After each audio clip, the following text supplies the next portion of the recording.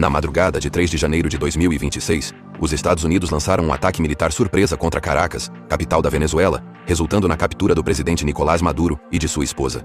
Washington afirmou que a operação tinha por objetivo combater o narcotráfico e prender um ditador criminoso. Mas será que foi apenas para isso mesmo? Será que os Estados Unidos é um país tão bonzinho que, sem querer nenhum retorno em troca, investe pesado em seu exército e aparato militar, apenas por preocupação com o bem das outras nações? E por que não lutam contra outras ditaduras criminosas como a da Arábia Saudita, por exemplo? A verdade se encontra na história. Desde o Panamá em 1989 até a invasão do Iraque em 2003, os Estados Unidos usam justificativas de segurança ou democracia para intervir, sempre em nações ricas em recursos que não são controlados pelos americanos. Mas toda invasão precisa de uma máscara.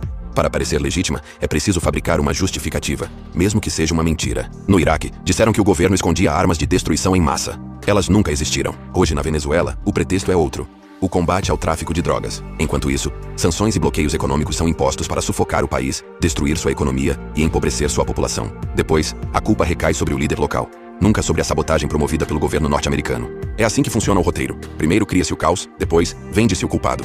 Um plano calculado para manipular a opinião pública a favor do império e contra os inimigos que ele mesmo precisa inventar. Após as intervenções militares dos Estados Unidos nestes países, o caos se instala e basicamente nada melhora na vida das pessoas, já que o objetivo real é apenas o saque de recursos.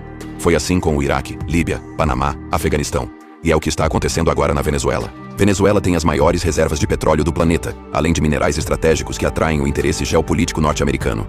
E tudo isso estava sendo mantido longe do controle econômico deles. O presidente Trump chegou a dizer que os Estados Unidos irão administrar a Venezuela e que empresas americanas investirão no petróleo.